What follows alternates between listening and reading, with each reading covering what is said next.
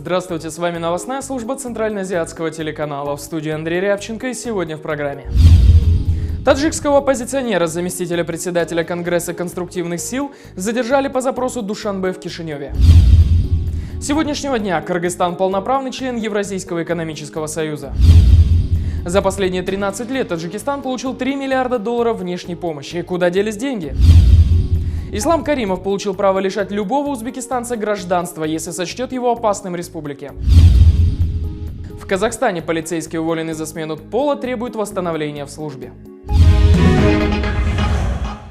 Конгресс конструктивных сил Таджикистана, то есть Союз оппозиционных движений вне республики, заявил, что Сабира Валиева, заместителя главы Конгресса, арестовали в аэропорту Кишинева по запросу Душанбе. Как и всегда, таджикистанские власти инкриминируют ему экстремизм и антигосударственную деятельность. Конгресс конструктивных сил поспешил заявить, что Сабир Валиев был одним из тех, кто стоял на демократической платформе и постоянно выступал против насилия и экстремизма. По мнению оппозиционеров, его арестовали за критику действующей власти. Цитата: «Любой, кто критикует власть, требует демократических преобразований и перемен, выступает против коррупции, трайбализма и вечного президента, попадает в черный список таджикских спецслужб». О том, как происходил арест, какие обвинения предъявлены Валиеву и какой срок ему грозит на родине, рассказывает председатель Конгресса Дададжон Атавулоев.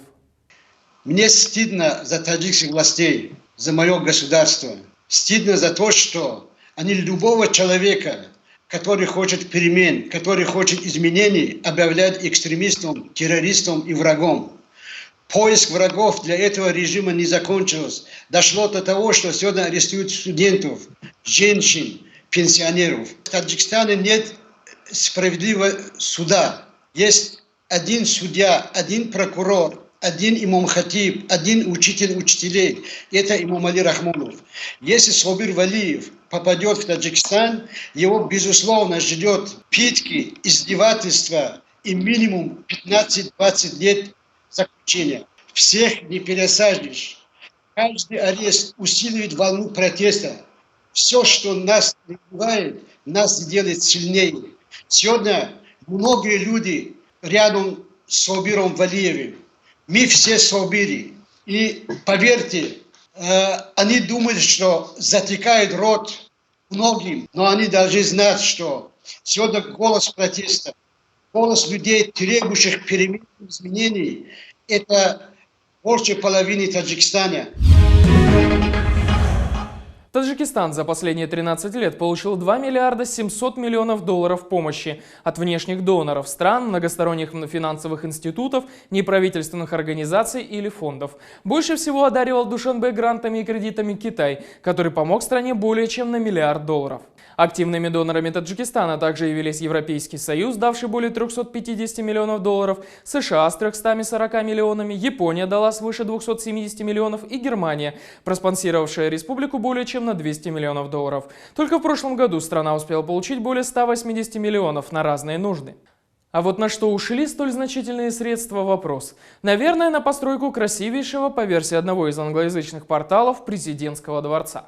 Таджикский дворец нации в Душанбе, Касри Милад, в котором имам Али Рахмон принимает глав государств мира, по уникальности своей архитектуры уступает только резиденции президентов США, Вашингтонскому Белому дому. Откуда такие амбиции, в общем-то, у небогатых стран? Как Таджикистан будет расплачиваться с набираемыми сейчас долгами?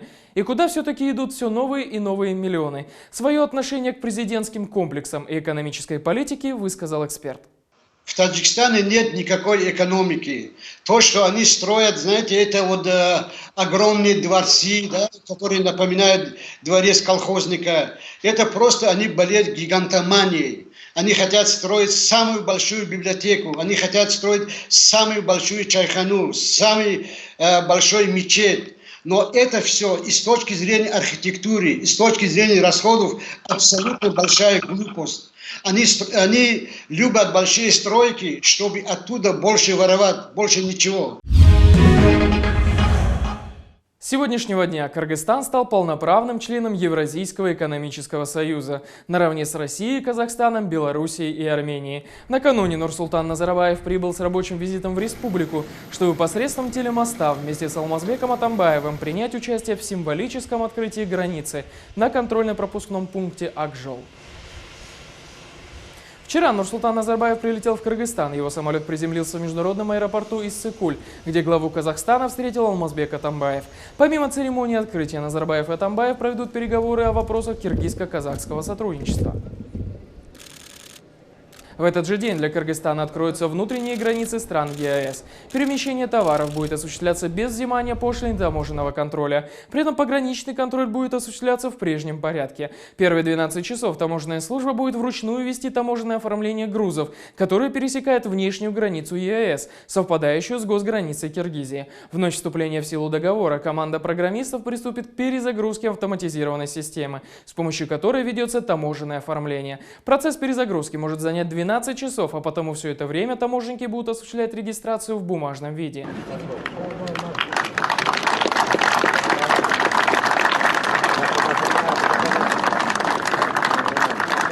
Министерство труда, миграции и молодежи Кыргызстана пояснило, что отныне в отношении граждан Кыргызстана понятие «трудящийся мигрант» отменяется. Будет применяться термин «просто трудящийся». Уже с сегодняшнего дня трудящиеся из Кыргызстана на территории России, Казахстана, Белоруссии и Армении получают следующие преференции.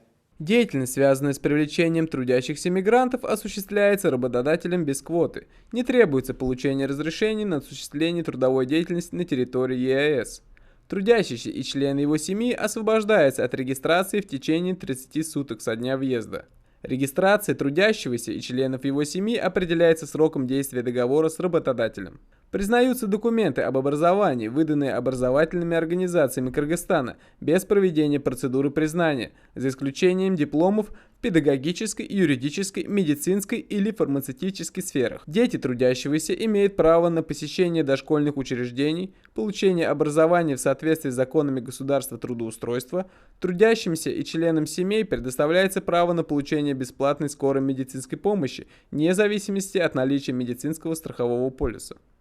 Казахстанские экономисты прогнозируют наплыв в страну дешевых киргизских товаров, что больно ударит по казахстанским перекупщикам. Больше всего могут пострадать малые предприниматели. А вот у тех казахстанских компаний, чей производственный потенциал способен удовлетворить оба рынка, Казахстана и Кыргызстана, дела пойдут вверх. Что ожидать другим рынкам ЕАЭС от вступления Кыргызстана в Союз? Выйдут ли киргизские товары на рынки России, Белоруссии, Казахстана и Армении? Интервью эксперта из Кыргызстана Дениса Бердакова.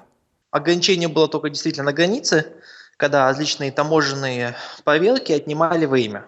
То есть такая проблема была. Скажем, нашим сельхозпроизводителям, а это именно и картошка, лук, морковка, а также широкий спектр фруктов, яблоки, абрикосы, вот иссык-кульские, им стало легче, потому что был отменен фитосанитарный контроль, точнее будет отменен завтра фитосанитарный контроль.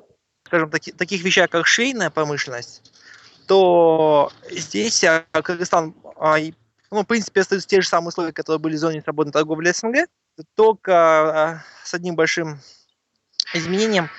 Все те ткани, фурнитуру, которую мы завозили из Турции, Китая, Южной Кореи, раньше Кыргызстан, кыргызские предприниматели, теперь они подорожают. По-разному, но в целом они будут стоить дороже. Да? Это, с одной стороны, снижает конкурентоспособность кыргызстанских производителей. С другой стороны, доступ на рынок Казахстана и России остается примерно таким же. То есть он был до этого несложный, он таким же и остается. Далее коротко о ключевых событиях в Центральной Азии. Нурсултан Назарбаев выступит на юбилейной 70-й сессии Генеральной Ассамблеи ООН в Нью-Йорке в один день с президентами США, России и главой КНР. В Атырауской области Казахстана жители встревожены рекой Урал, которая у берегов приобрела насыщенность зелено-голубой цвет и маслянистую плотность. По предварительным данным, воду перекрасило нечто органического происхождения.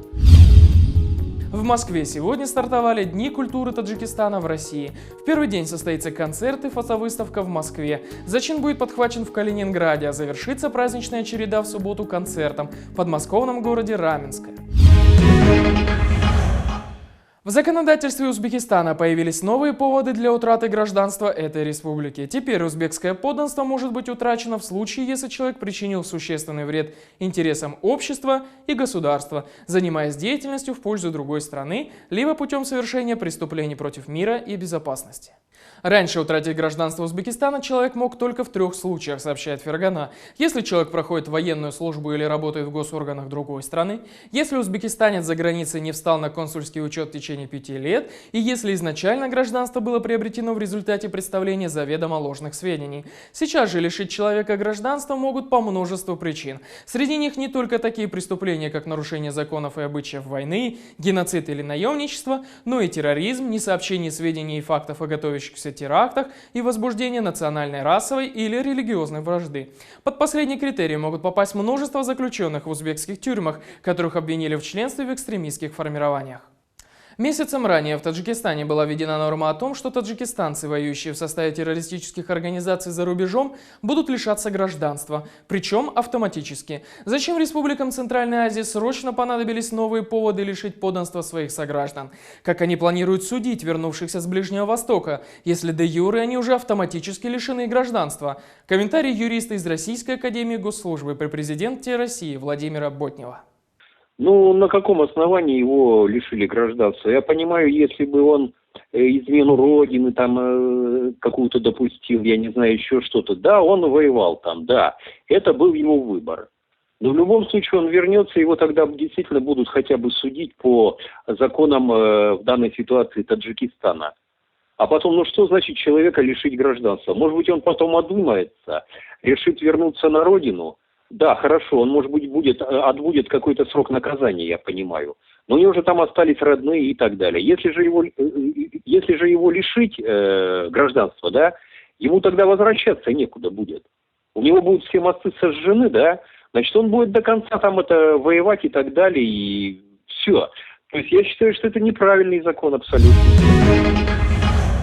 Введено в Узбекистане и еще одно законодательное новшество. Отныне суды могут назначать новый вид уголовного наказания – домашнее ограничение свободы, причем от полного запрета на покидание жилища до ограничения на выход в определенное время суток. Помимо привычных сроков в тюрьмах, условных наказаниях или штрафов, судьи получили возможность использовать новые виды наказаний.